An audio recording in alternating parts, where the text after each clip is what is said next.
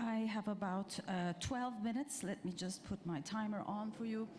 Thank you so much. So today, let's move on. As I was mentioning, just a quick introduction. The Sustainable Development Goals is part of the United Nations 2030 Agenda for Sustainable Development, the SDGs. And well, if we're going to achieve the SDGs by 2030, we need to make sure we're on track and we monitor progress. And the main way of monitoring progress at the UN is through VNRs, the Voluntary National Reviews. But the importance of local action is increasingly undeniable. The OECD has mentioned that without local governments, 65% of the SDG goals and targets are not achievable. So local governments are rising and claiming their important role in this agenda. So this is how the VLRs emerged.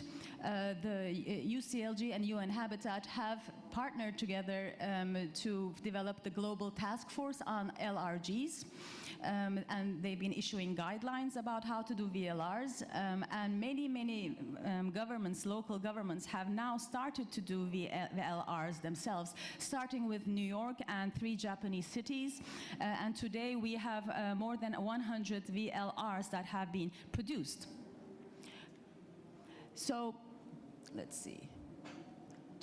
I need to make sure my slides are working correctly. Yes, thank you. So while VLRs are gaining strength in number and quality and content, so the Culture for Sustainability agenda is following this process and rightfully putting in great efforts to make sure that the cultural aspect of sustainable urban development is addressed and is mobilized for achieving the SDGs. And there have been a community of cultural actors around the world who have been advocating for culture for sustainability since before the SDGs were adopted, since 2013 and before. There was a campaign called Culture 2015 led by 8 international cultural actors. And after the adoption of the 2030 agenda, the campaign evolved into the Culture 2030 goal campaign.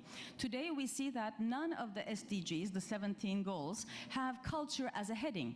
We have one particular target mentioning cultural heritage and indirect references to culture, but we are advocating for a full goal on culture in the next round of UN agendas. This is what it's about. Then the pandemic struck, of course, and everything changed just as we were entering the decade of action, 2020 to 2030. And our campaign responded to this with the Culture COVID-19 statement last year. You can see here the link of this campaign and the statement. Please do sign. We need everyone to endorse it. So here's a little promotion for you on this.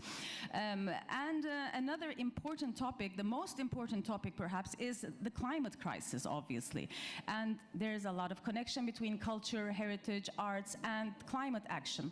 So the network for this, the Climate Heritage Network, is also collaborating with the Culture 2030 campaign. So you can also join this network here at that link.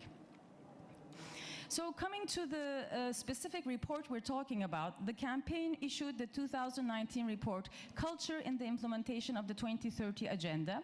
We reviewed all of the national government reports, the VNRs, and saw how culture was present in them, how or whether or not it was there.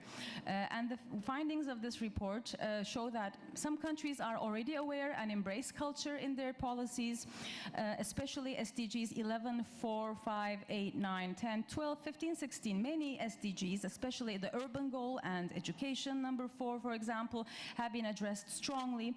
There's a lot of potential to do more. There's a lot of diversity, opportunities to address culture, but a gap still remains. Our work is still there to advance. So after this report was issued with great acclaim, it drew quite a lot of interest, we decided to actually write a sequel, let's say, to it. Now let's do a version of this culture review for reports for VLRs, the voluntary local reviews. So I was mentioning that we have about 100 VLRs that are either submitted, published online, or in the process of preparation. For the report that we're preparing this year, we only had an opportunity to take 73 of them that were published as of May. Actually, Izmir, where we are, also has done a VLR, but this was not included in this review because they have not published yet, but it's upcoming soon. You see that many countries, many different territories, all regions of the world, except for the Arab region, are reviewed in our report, representing a total population of more than 100 million people. Some VLRs have been repeated for different years. We have 8 cities that have submitted more than once. And in the report, we looked at first the guidelines that exist on how to write VLRs. Then we did a quantitative analysis looking at keyword counts. In sustainable development work, quantitative data counts for a lot, you know, and culture has a particular challenge of quantifiable data. So one very simple way of quantifying data was how many times culture is actually mentioned in these reports, or culture-related words or terms that have affinity with culture.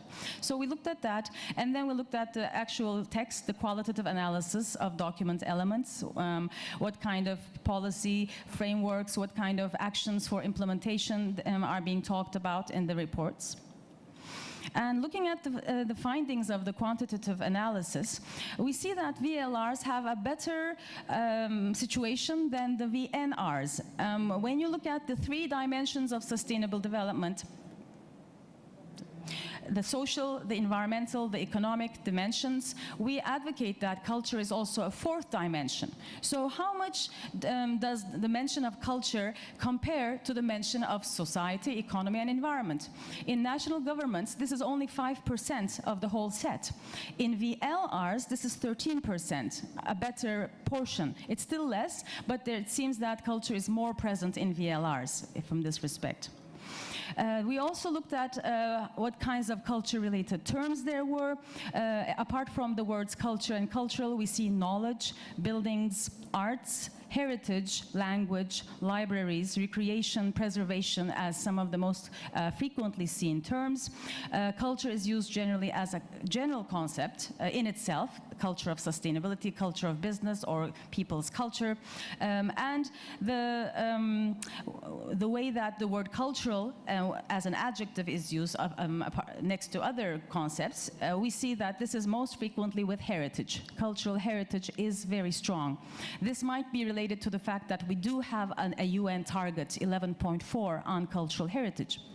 We also looked at other terms with affinity to culture, the ones that have connections, relevance for culture. Cities, urban, society, education, economy, gender are also coming to prominence.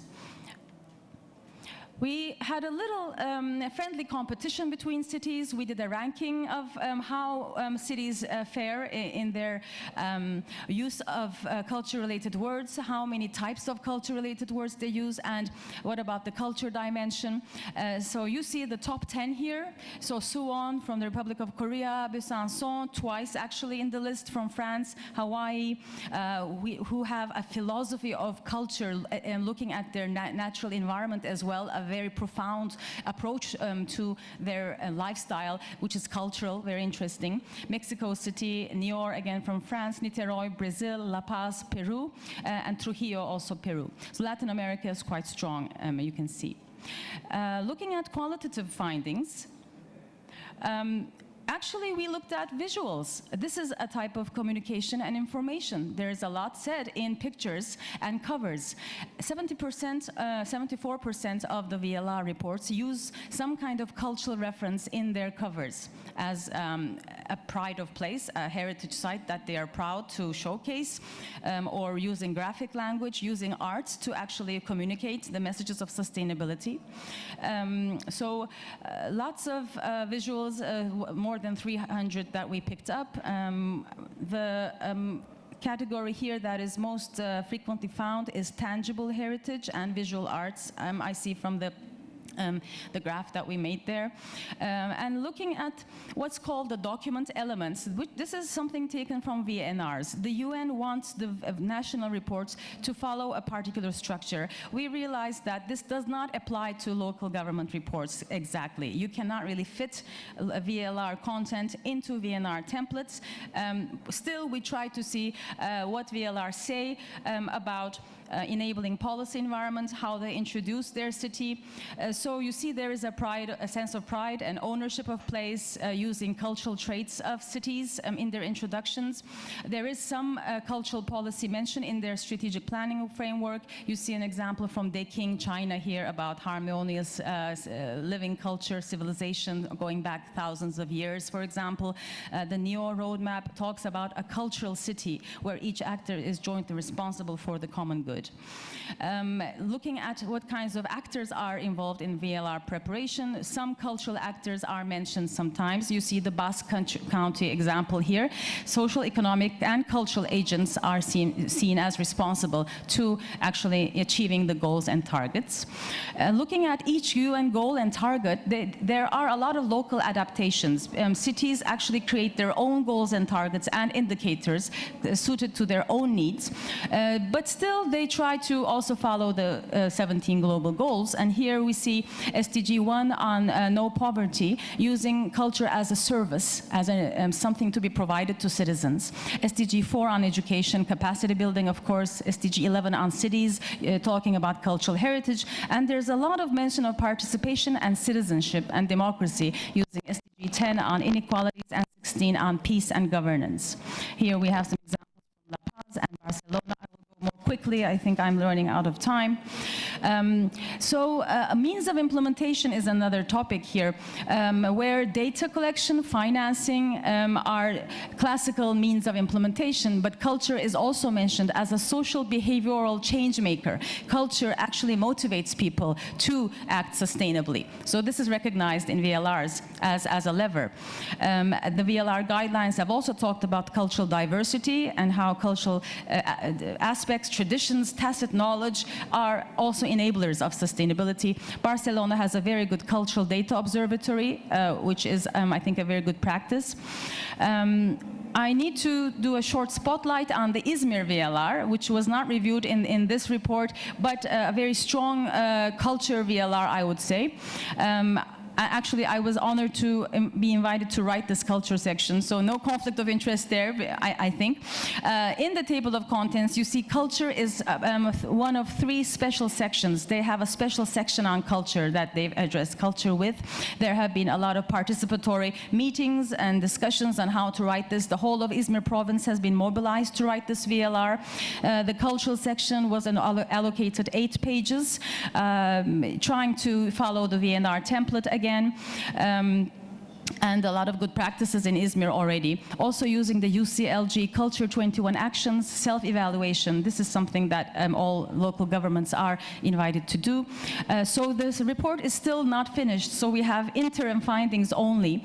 But we do see a lot of positive results, great diversity on how culture is addressed.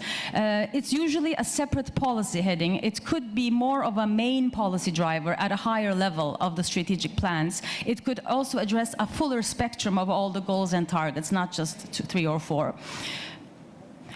We had recommendations from our 2019 VNR report about considering culture from the outset, wider consultation, creating a coherent community around culture, better dissemination of data, and cultural sector actors, we need to strengthen our own efforts. We need to do better ourselves. Was a recommendation. And in the VLRs, these recommendations still hold true, more or less, but we have some added I think, avenues of action that we can recommend. The Global Task Force is very strong on reviewing VLRs and supporting the community of practice for VLRs. Here, I think culture could be more mainstreamed as a big part of that review. Cultural action and local action are very much overlapping. They could be synergized for better success in SDG implementation. I mentioned some of the critiques, and we're recommending a wider focus on how culture is integrated, and also culture is part of accountability and participation. How these reports really talk about the truth? Do they talk about what's really going on in sustainability or not? And VLRs, I think they are more honest. They are more in touch with real actors on the ground. So that's all from me. Sorry, I think I overran a little bit. Thank you so much. Now I will hand over to the second keynote of today, Shipra Narang Suri. Thank you.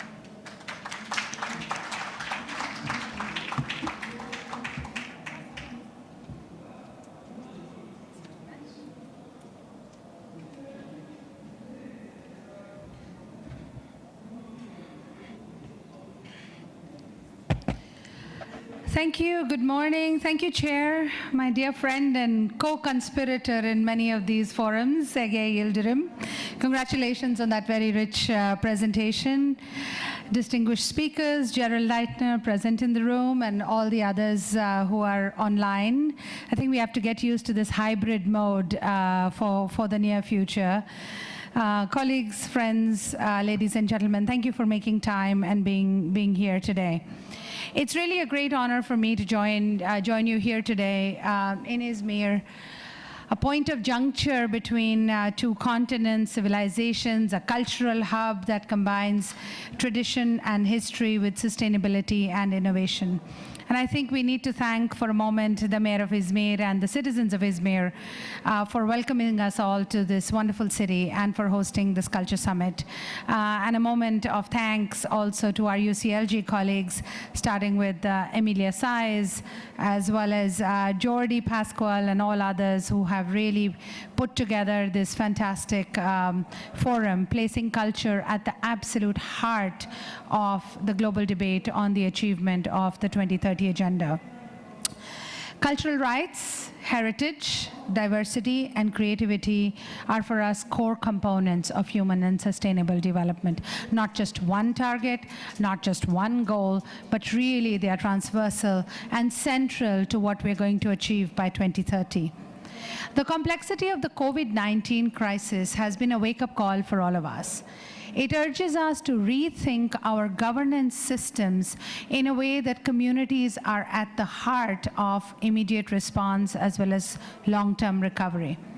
Culture is critical to drive this change, orienting recovery plans that are tailored to communities' needs and priorities to transform our societies for the better so that we don't fall back, we don't go backwards, and we design a better future for all of us.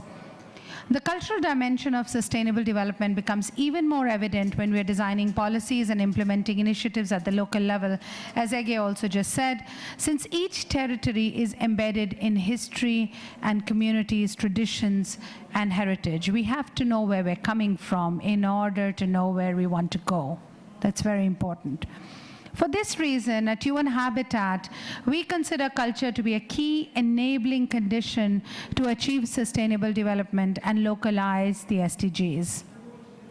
In the past few years, SDG localization has found a new ally, the voluntary local reviews, a powerful process to accelerate implementation of the global goals at the local level. With over 90 VLRs, 100 are coming to, as you said, published to date, the VLR global movement has brought a new strong tailwind propelling SDG localization forward.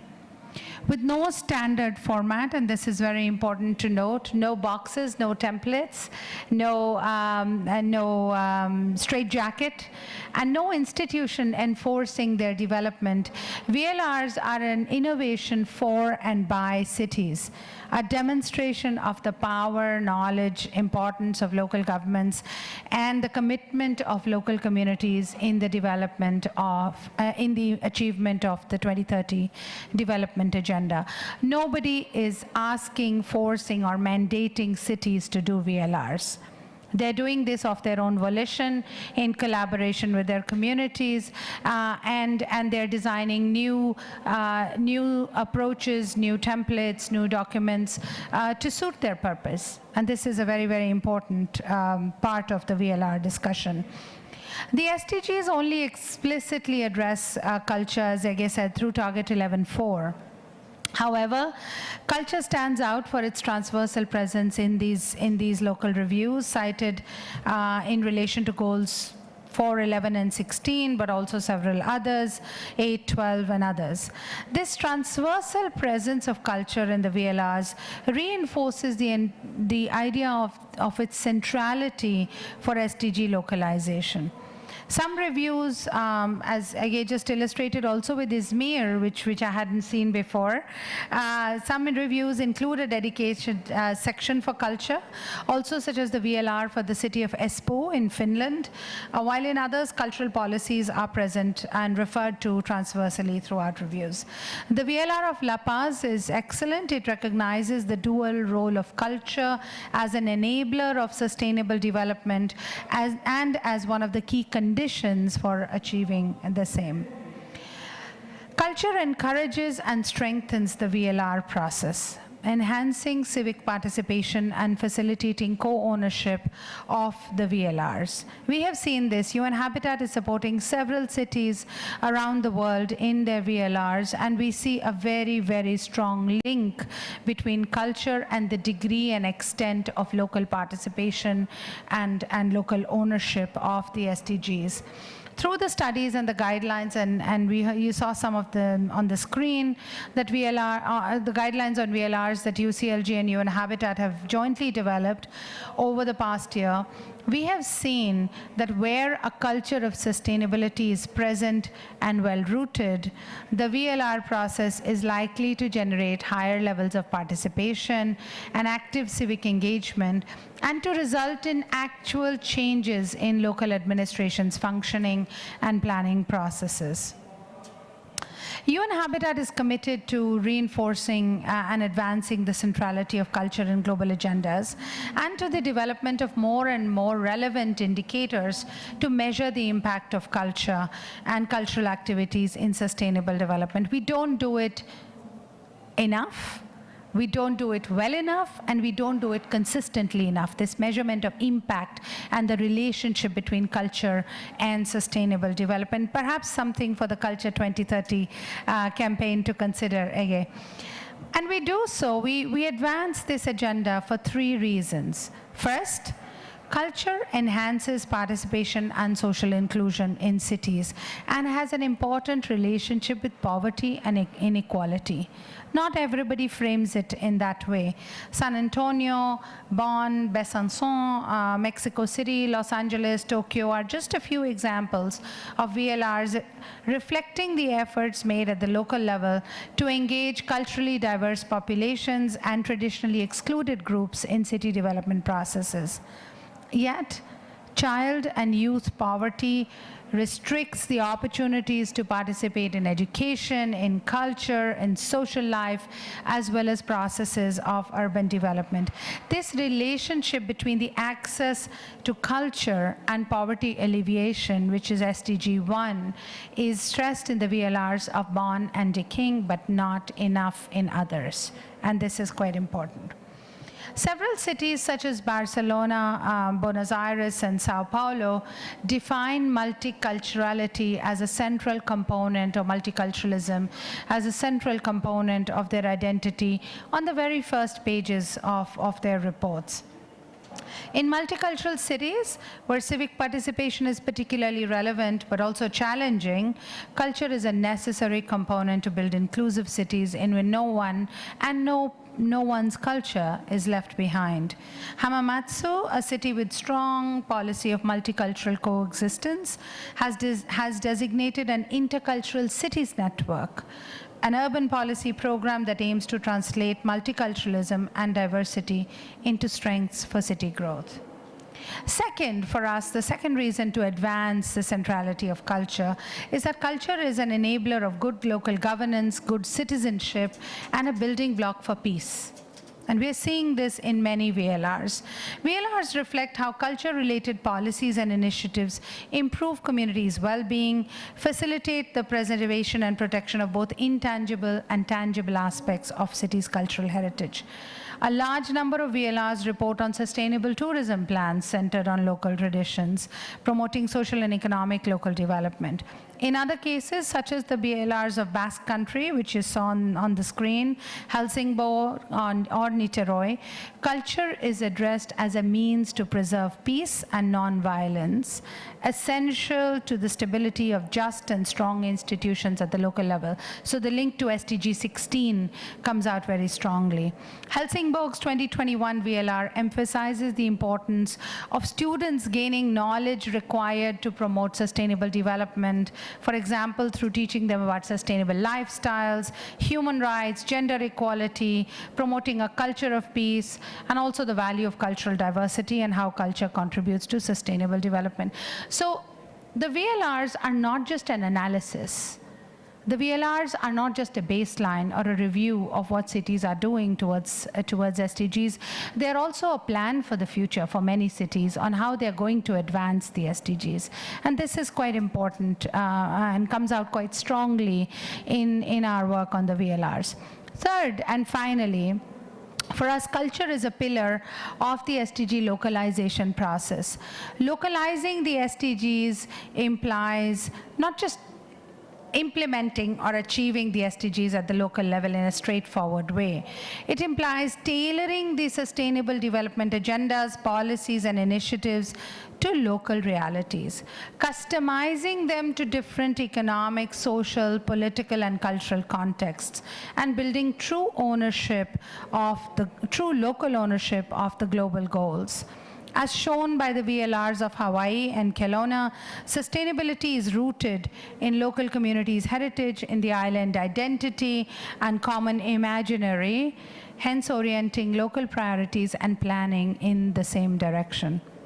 Several VLRs remind us that the protection and preservation of cultural heritage, tangible and intangible, is key to sustainable cities and communities, and therefore central to the realization of SDGs at the local level.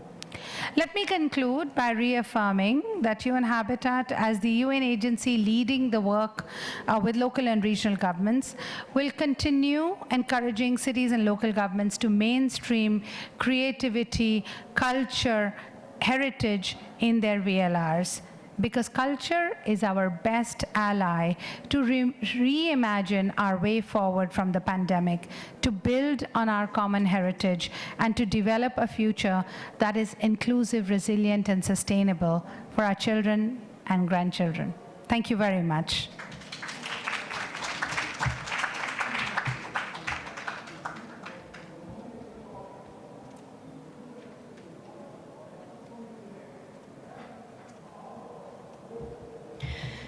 Thank you so much, Shipra. And it was a great idea to have the keynotes together, because Shipra completed what I was missing. She really made important points and reassuring us that UN Habitat is taking culture very seriously. So thank you on behalf of all of us. Before introducing our next speaker, I would also like to complete what I missed in the beginning of thanking the organizers. As Shipra kindly did, I would also like to extend our sincere gratitude to the Izmir Metropolitan Municipality and Mayor Tunç Soyer and his team, as well as the UCLG Secretariat, of course. And also, I'd like to salute some of our friends in the room who are part of the Culture 2030 Goal campaign. We have Celia from the IMC, International Music Council. We also have in the summit the IFCCD, International Federation of the Coalitions of Cultural Diversity, next to Ifla and UCLG and ICOMOS. Also, we have Arterial Network from Africa, a regional cultural network. So, very happy to acknowledge our partners there. Moving on to our next speaker now, which will be online. I'm following the order given in our brief. This will be Mr. John Finch from Bristol City Council. Is John ready online for us? We can, yes. I am. Hello, John. The floor is yours. We have about 5-6 minutes. Apologies for the shortness. The floor is... actually, before we start, I need to ask you a triggering question, if you don't mind. So for John, what is the experience of your city in reflecting the contribution of culture in sustainable development in VLRs? Please take it from here. Thank you. Thank you. Bristol is a creative and diversity with strong political leadership and focuses on the utilising and delivering the SDGs that are echoed across the city. We take a one city approach towards the delivery of the SDGs, and they are embedded in our long-term vision. This meant our VLR, undertaken in 2019, reflected the activities of communities and organisations across the city towards the SDGs. This one city approach has 6 themes, each of which has a city board made up of representatives from communities and organisations from across Bristol. All of the boards contribute to the delivery of the SDGs, and these are reported via a dashboard on our One City website. Cultural institutions are a key element of our work and are embedded across the One City approach. And since last year, when it was set up, our One City Culture Board helps coordinate the involvement of culture as an enabler to the delivery of the wider One City plan, and therefore to the SDGs. That board contains a real diversity of membership, from the larger cultural institutions to the smaller community-based institutions as well, and freelancers and artists. We see the contribution of culture as a key part of what we do, both in terms of delivery and engagement. And whilst not all up on SDGs, we specifically align with culture, it plays a key element, and we know it has room to grow. And not only do we work to measure the impact of cultural activity on the SDGs in Bristol, we also see creativity as a tool for wider public engagement in the SDGs. For example, Bristol Global Goals Centre is using street art and community engagement videos as part of the Bristol 17 project to help demonstrate how communities across the city can contribute towards the SDGs, particularly in the lead up to COP26, and to provide a concrete ask of individuals and organisations in delivering the goals effectively. Similarly, the Bristol-based Wildscreen Festival's proactive use of its global profile to encourage engagement in matters relating to the climate crisis. It is also being used as part of a wider public engagement in major regeneration projects across the city, showing how communities can help shape those projects as we move forward. Bristol also used its UNESCO Creative City of Film designation to set long-term strategic actions that will build a more inclusive and sustainable creative sector for the city. Specific strategic actions for Bristol as a UNESCO City of Film includes a primary school learning programme, Film for Learning, that improves literacy outcomes through filmmaking activities, a training and employment programme at the city's major TV and film studios, Botley Studios, targeting participants from some of the city's most disadvantaged communities, and the development of toolkits to support environmentally sustainable filmmaking for production teams working in the city. We believe that the creative industries in particular, a sector experiencing significant growth both in Bristol and across the UK, should be a prime focus for programmes of work that align to progress on the SDGs, particularly in context of the global desire to develop a more sustainable and inclusive future in the face of recovery from COVID-19. There is the opportunity for mutually beneficial outcomes for community, industry, and cities alike. We also think that culture should be seen as a golden thread that is fundamental to delivery of all SDGs, as well as promoting engagement and understanding in how they can be delivered. Creativity speaks to people's emotions and has the power to engage individuals, institutions, and companies in a way that a policy and activism does not. It's the soft power of culture that can be a driving force for social change. And it is something we are seeing more and more in Bristol as we move forward and emerge from the pandemic, which has had such an impact both on the cultural sector and the wider city. Thank you.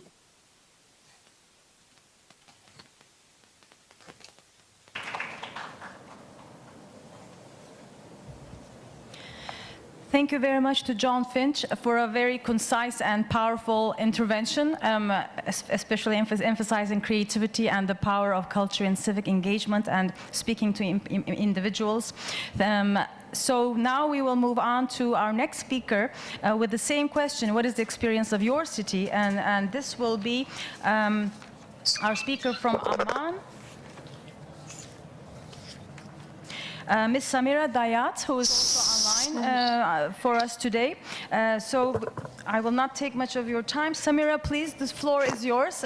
We look forward to listening to you. Thanks. We are informing the venue people for... Sorry, I can't hear you. Hello? I know, we are resolving the problem. Samira, hello? I can't hear anything. Just a minute.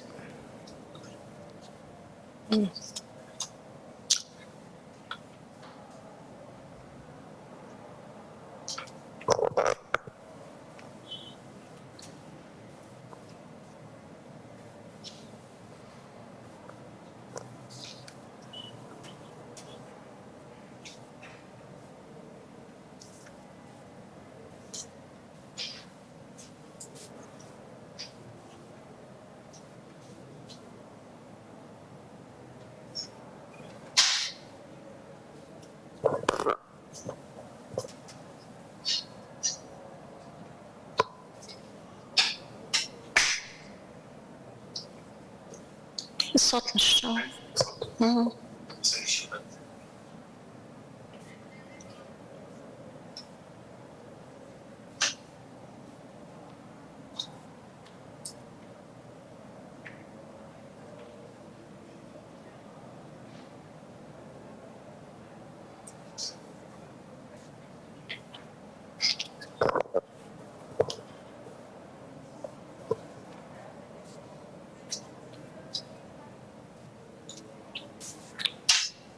هي ما لحقت تقدمني صح؟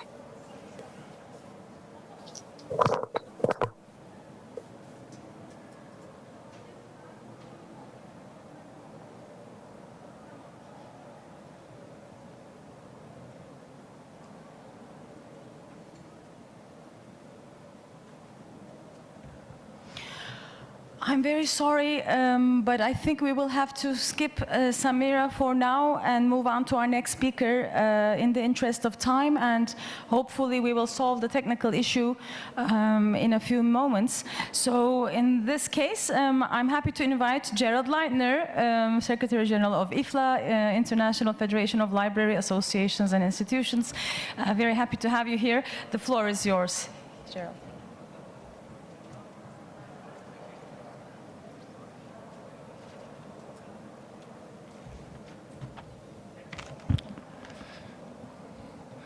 Thank you, Abi, and thank you especially to Uclg and the city of Izmir for this invitation to this wonderful conference with this disruption, I would say. We missed the question which I should answer, and I will ask myself, what are the factors that cultural elements can enhance in the next generation of VLRs? What are the challenges to identify so far that I was asked to give answers, and I will do with pleasure, and I will give it also from the perspectives of a cultural institution, especially of libraries. I'm the Secretary General of Ifla, the International Federation of Library Associations and Institutions. We are representing millions of libraries in the world, in more than 150 countries. This means all major libraries and key players are members of Ifla, and there is a lot of knowledge in, I would say. And as cultural institutions with a clear and often legal mandate to serve the needs of communities, libraries, and in particular, hundreds of thousands of public libraries around the world are already at the forefront of all the questions we are discussing here. This also fortunately means that there are a great wealth of experience and practice that we can draw on and share in order to develop stronger, fairer services for all. We also see, fortunately, more and more recognition of the power that libraries as cultural institutions have in meeting a huge variety of development goals at the local level, because the fact of being a public cultural institution staffed by dedicated, well-trained and educated professionals give libraries a power to support wider policy goals, working hand in hand with partners, public and private alike. This is, of course, at the heart of what my organization, Ifla, is all about: promoting exchange, spreading ideas, raising the bar. And here we are now, turning to the next generation of voluntary local reviews. And I think it's time to quote here William Gibbons, who said, "The future is already here, it's just not evenly distributed." And this is the major challenge for all of us. We see here parts of our society using all opportunities of new technologies and other parts left behind. And the gap is growing. And if we are not able to give fascinating, convincing ideas for a sustainable future to wider parts of our societies, and especially to the underprivileged, our planet, our world will collapse. All actions are depending initially on ideas. And here it's, of course, where culture comes in. And we have here already great examples of VLRs already, which testify to cities integrating culture strongly into their strategies for delivering the SDGs and so realizing its potential to support development. VLRs which can serve as models for this new generation. Ege and Shipra already provided such great examples in their keynote speeches, and so I want to give just 3 more examples. Firstly, there is the contribution that culture can make inclusion through providing shared reference points and shared spaces for the community. Bergen, Taipei, Los Angeles, Turku and Espoo are all great examples here, recognizing how the cultural space provided by a library can be a factor for combating exclusion and marginalization. Secondly, there is the recognition and mobilization of culture in promoting civic participation.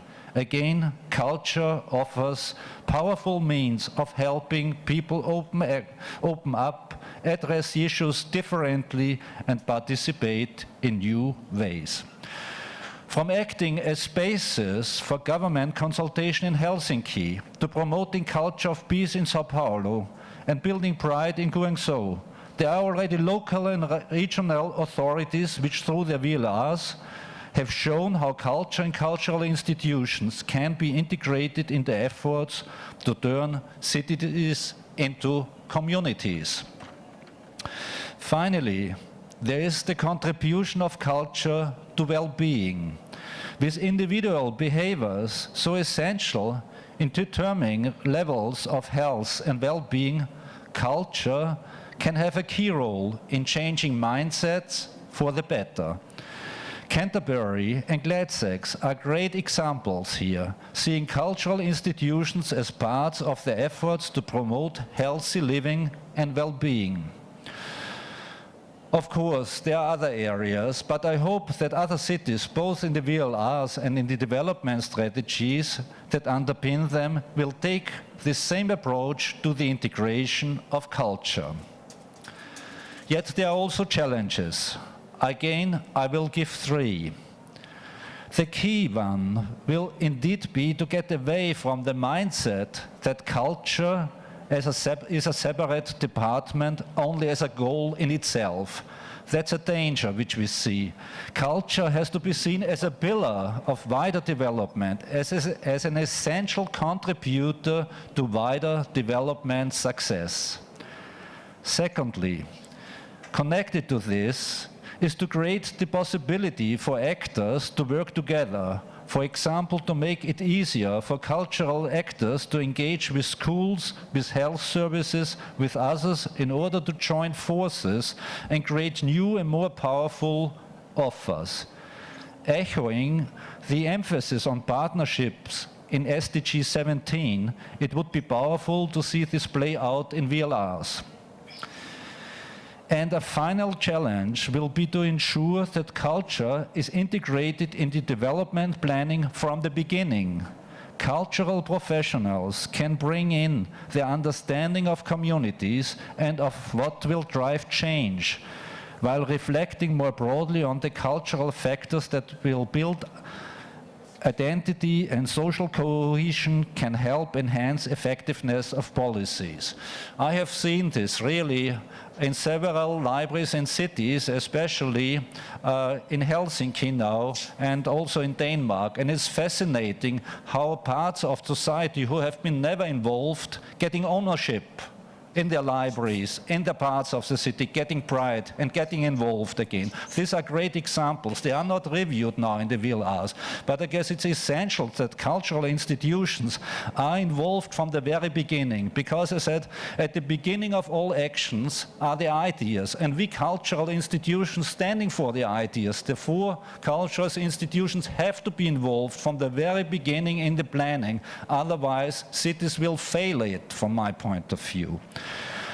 So by spreading the good practices we have seen and tackling the challenges, I think we can move a long way in the direction of normalizing the concept of culture as a fourth pillar of sustainable development, not just as a slogan, but also a reality of cross-government policy making. We are ready for it. Thank you all for your coming, and let's work on it.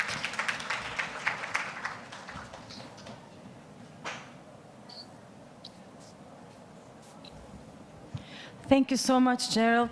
Lightner, Ifla is shedding light on the power of libraries and really important points you made. It's wonderful to have this session contribute to the thought and literature on VLRs. We are actually creating knowledge together. Thank you. I think we can go back to Samira Dayat now. She is ready to speak. In terms of timekeeping, we have 15 minutes left until the end of the session at 1:30. I think we can have a little bit of flexibility, maybe 10 more minutes if you're not in a rush for some Q&A. So, Samira, the floor is yours. What is your city's experience? Ahlan. Thank you. The voice is okay now? Yes. Yeah. Ladies and gentlemen, peace, God's mercy and blessing be upon you. Assalamu alaikum wa rahmatullahi wa barakatuh. It's an honor for me to be here with you as a delegate from the Mayor of Greater Amman, Dr. Yusuf Shawarba, at the 4th Cultural Summit. Thank you, Izmir Municipality. Thank you, UCLG, for having us.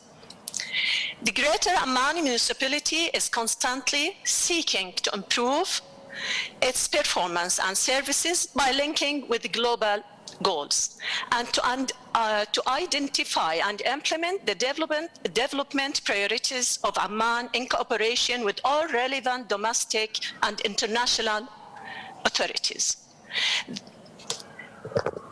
As the Greater Amman Municipality is working on implementing plans that are in line with the SDGs, the Amman Resilience Strategy was launched in 2017 to increase the city's resilience and sustainability against shocks and crises. In addition to Amman Climate Change Plan, Amman Green City Action Plan, Amman Roadmap to Smart City, and all these plans and strategies were developed in consultation with all concerned parties. The Greater Amman Municipality is also committed to advancing efforts to implement sustainable development goals to achieve further successes and to contribute to improving the lives of citizens in all levels. Jordan has submitted its VLR report voluntary national reviews report in the implementation of sustainable development goals in coordination with several Arab states. GAM, represented by the Urban Observatory Department, actively participated in the preparation of this report with national development partners in July 2017. The Greater Amman municipality has formed a task force within the Urban Observatory Department and the participation of all sectors of the organization to prepare the report of the VL reviews for implementing the Sustainable Development Goals in Amman as the first Arab city to launch its report in order to identify the areas of action to reach the objectives, some of the objectives of the SDGs, Goal 3 on good health and well-being, Goal 11 on sustainable cities and communities, Goal 13 on climate action, and Goal number 17 on partnerships to achieve goals, knowing that Amman City will issue this report at the end of 2021. The Greater Amman municipality is monitoring progress towards the goals through the Amman City Urban Observatory Department, which was established in response to the UN Habitat guidance. We are aware of the challenges we face today, which has been compounded by the COVID-19 pandemic that has resulted in significant loss of life, job losses, high unemployment, and the contraction of the economy. The importance of implementing plans for Sustainable Development Goals 2030 was clearly demonstrated. We believe that the voluntary local reviews report will be the tool for measuring progress in achieving sustainable development goals, identifying priorities, and integrating sustainable development goals into the planning process. And also the ability of national and local governments to develop strategies and action plans on the subject is one of the main pillars of their implementation. As culture is a central focus of human and community development, it's in today considered an essential input to economic growth. Amman, which is proud to host the institution of the Arab Cities Cultural Action Group, will deepen its duties towards culture in Arab cities and with all the member cities of the Arab Citizens Organization. We also stress the importance of the municipality's contribution to supporting the cultural aspect, which is an essential building block in building the future of cities, and that the cultural work is a lever for positive behavioral values in our cities. This prompted the Amman municipality to establish an entire sector within its administrative structure that deals with the details of cultural life in the city of Amman. Also to host the institution of Cultural Action Group for Arab Cities, which is one of the institutions of the Arab Cities Organization that is specialized in developing the cultural reality between Arab cities and promoting cultural development in their societies. We in the Cultural Work Action Group believe that culture is one of the most important components of a human building, and the cultural dimension is one of the means that works to shape the city's personality and enhance its identity, and it's a tool for linking all parties of society in a way that contributes to the development of the city. And we also believe that culture is the spirit of the city.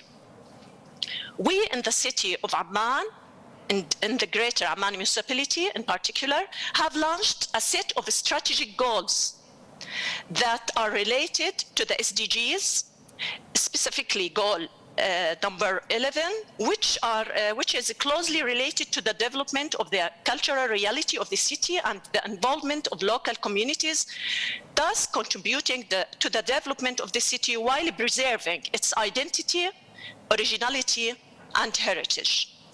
These goals are summarized in empowering members of society culturally, promoting good citizenship, and enhancing a sense of responsibility by providing awareness and training programs that include all groups of the society, and launching projects and initiatives that aim to achieve these goals.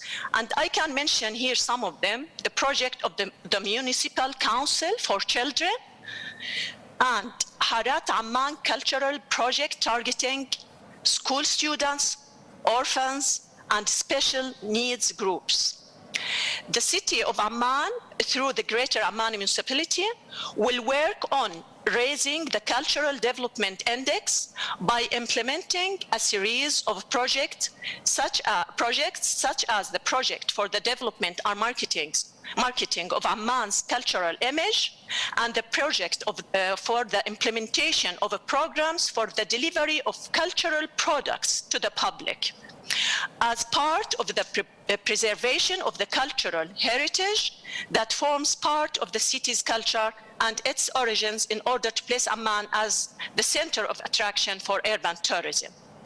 A series of projects and initiatives will be implemented to promote and market the city culturally. This will be included in the voluntary local reviews report that we are working on nowadays.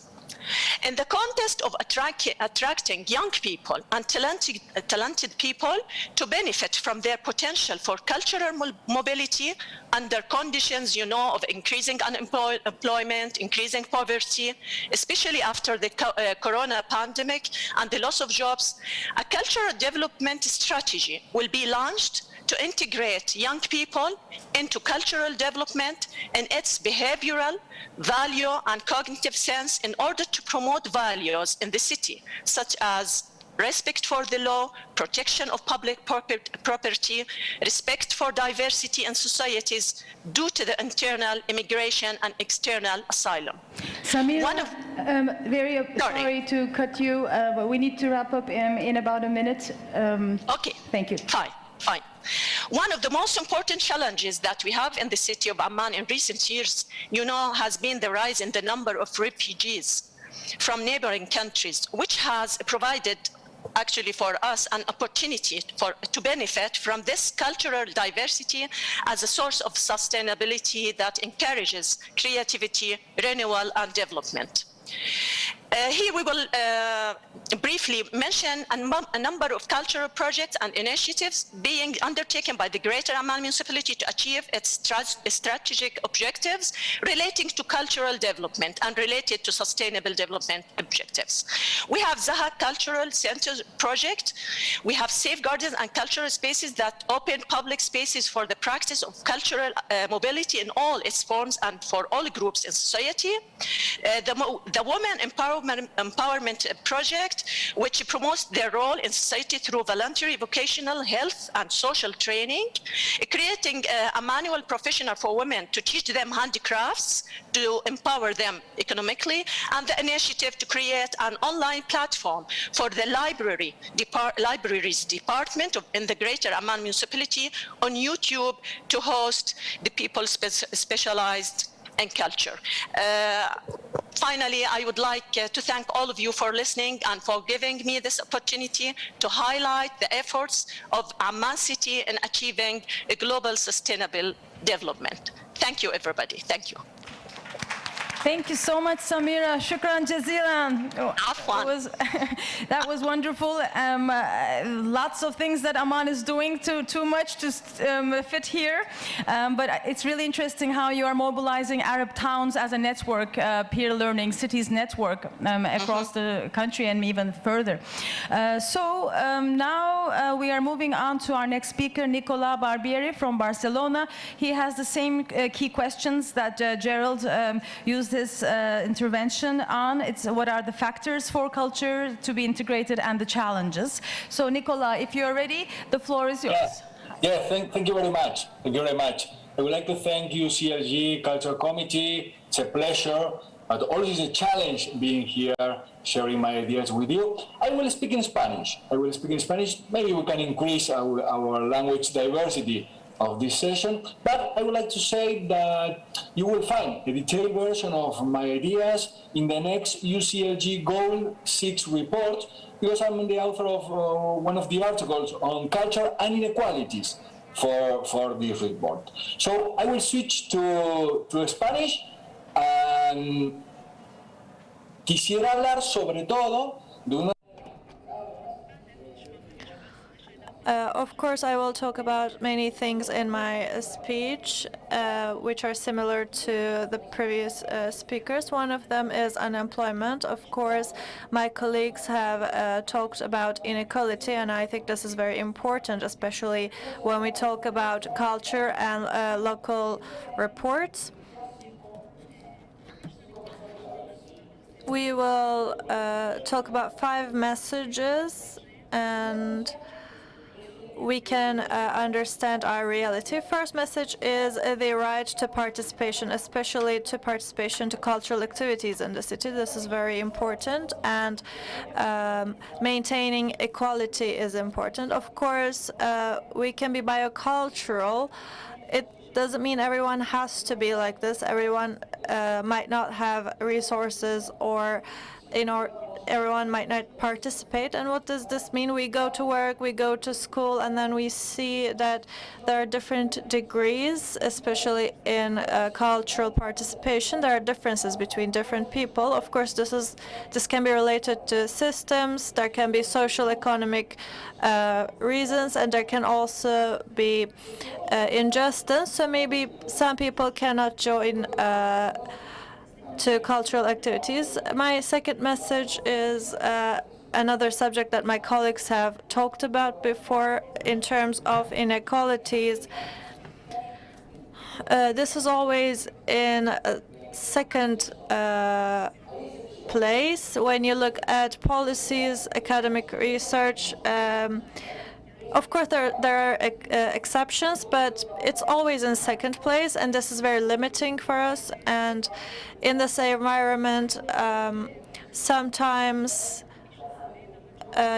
you can feel the inequality about participation. And of course, at this point, we need to work to get rid of inequality. There's Barcelona and Bogota, 2 cities, and these have succeeded in improving themselves in the subject. Of course, our message is very clear. We have cultural rights. We have a right to participate in cultural activities, and this is our right. And this is more important. There are genetic codes, and at this point, the inequality of participation becomes more and more complex. Of course, there are political reasons, but one of the key reasons is local differences. So our neighborhood, our environment, all contribute to this problem, and this is a very key point. So they stay at the core of our strategies. And I try to give 4 messages. Of course, participation to cultural life is very important. It is important in both cultural and political ways. And it is also important to understand democracy, because democracy is facing dangers nowadays, and therefore, if there is no democracy, if there's no culture, a real democracy cannot be maintained. And I would also like to say that we need to have,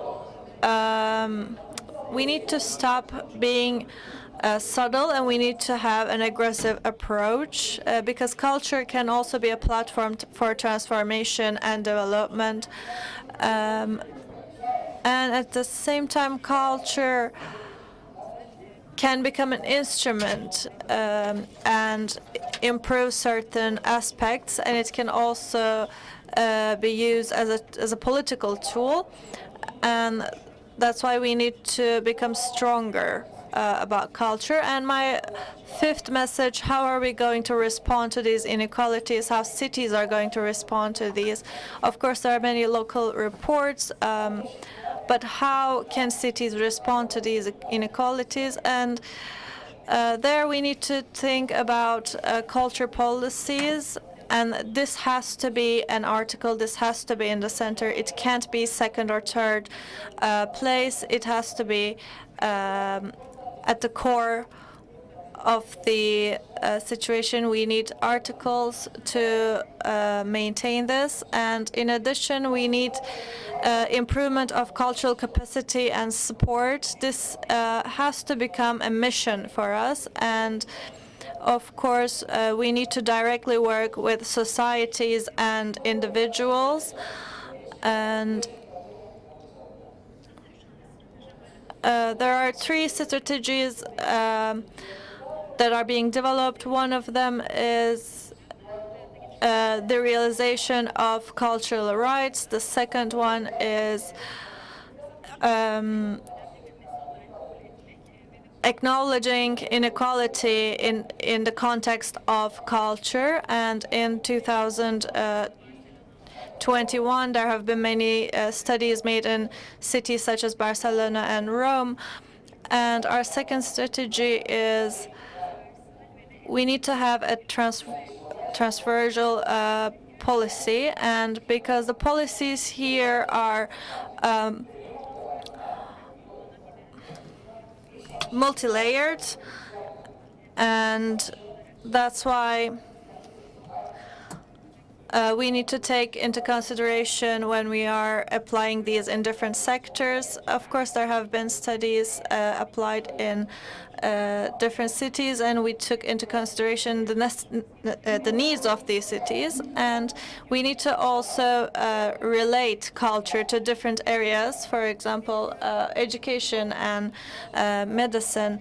Another subject is the subject of equality. Of course, inequality can limit us, and when we look at the public side, there are many individuals and institutions, and these individuals, in terms of diversity, suffer from many things, and the responsibility shouldn't only fall on the institutions. Individuals and public should also be responsible. Thank you for listening.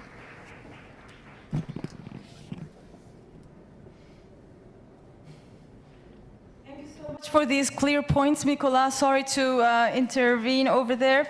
Now we are finally coming to our last speaker, Rosanna Lewis from the British Council, who is already online, I hope. Rosanna, the floor is yours.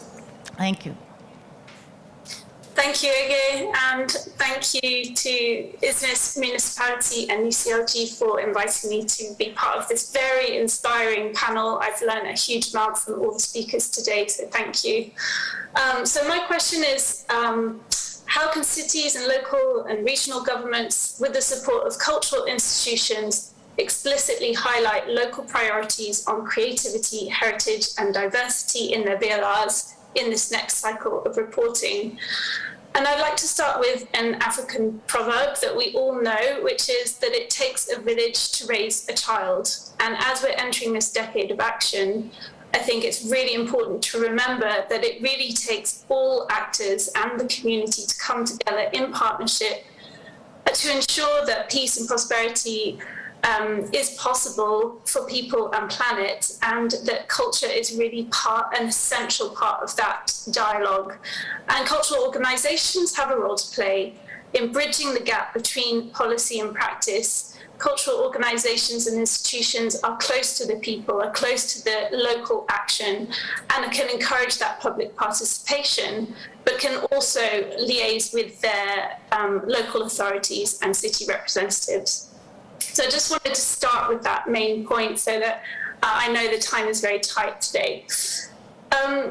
So what has British Council been doing in this space? When the UN Agenda 2030 was published in 2015, we looked at how can we align our work in education, in culture, working with young people and building their skills.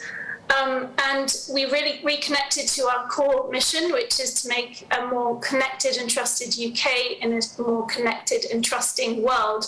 So our work really aligns with the mission and the goals of the UN Agenda 2030. specifically, we wanted to look at how does culture contribute to sustainable development. And we've heard a few terms here as culture being the golden thread, culture is the fourth dimension. And what we decided is that culture is the missing pillar to sustainable development alongside social, economic, and environmental.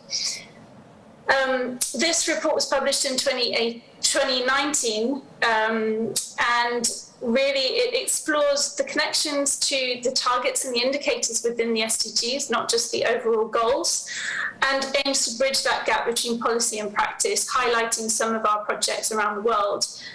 The third point is to identify what were the key challenges in this space. And I think we can all agree from the conversation today that those are really around accessibility to the SDGs and to culture as part of sustainable development, to the measurement of impact and how we ensure that we're being consistent, that studies are based on baselines and longitudinal in time and in scope, and that there is real advocacy for the role that culture can play. And we came up with some key principles to make sure that culture really was embedded in how people work. And those were around how we can work more cross-sectorally. It's been said already, but how can we bridge gaps between sectors and work together? How can we work more closely with communities and partners, which is where a lot of the cultural life is happening. And I loved Nicolas's intervention around the right to participation in cultural life as essential to our sustainable development in future. And then recognizing we're living in a COVID world, and we need to recognize the role of digital technologies, but also public spaces to engage with people and bring them into the conversation. So what can cultural organizations do? I'm going to finish on some of the key points. One, when working with cities and local governments, encourage them to enable a dialogue with people and with the cultural sectors in their municipalities, localize those global conversations, and see the VLRs as a process. It's not just the reporting and the end product that is important, it's the fact that you're working together, you're bringing sectors and people together that is really valuable. The other thing we can encourage is that cultural and heritage sectors look at their own work and see whether it's really meaningful and impactful. Is it aligning to the goals? What language are we using around the work that we're conducting? Making sure that any programs and projects are sustainable and inclusive. That's something British Council is really aiming to do with our new strategy addressing global challenges. And then the third thing is to really promote the SDGs as a framework for cultural relations and engagement, celebrating local action on the ground and continuously learning. I think that's something that we need to remind ourselves through research, through training, exchanges, monitoring, evaluation, is to look at ourselves and ourselves as organizations from an operational side, but also in our programs and in our external engagement and partnerships. So I'll finish there because I know that time is very tight, and I really appreciate this opportunity to join the panel and to be here, even if remotely today. Thank you.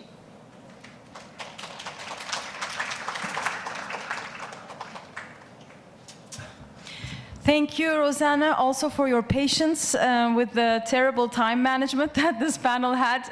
Apologies that we're late. Thank you for still being here. Rosanna has made great points. Nicola and Samira and Gerald and Shipra and everyone here today. Thank you so much. So we've come to the end of the speakers, but if you like, for a few minutes, 2-3 minutes, we can take a couple of questions. Does anybody have a burning comment or question from the audience responding to all of these stimulating points made today? Anybody have any questions? Herhangi bir sorusu olan, yorumu olan? Anybody who has any, yeah, guess. In that case, it's my job to wrap up, just appreciating the wealth of information and ideas. There is a very rich spectrum of integration that culture can have in sustainable urban development, VLRs, reporting, how it's actually a glue connecting all topics and a huge mobilizer for accelerating the SDGs achievement in the decade of action. So I shouldn't go on more. You've heard all the great points. I think this is a continuing conversation.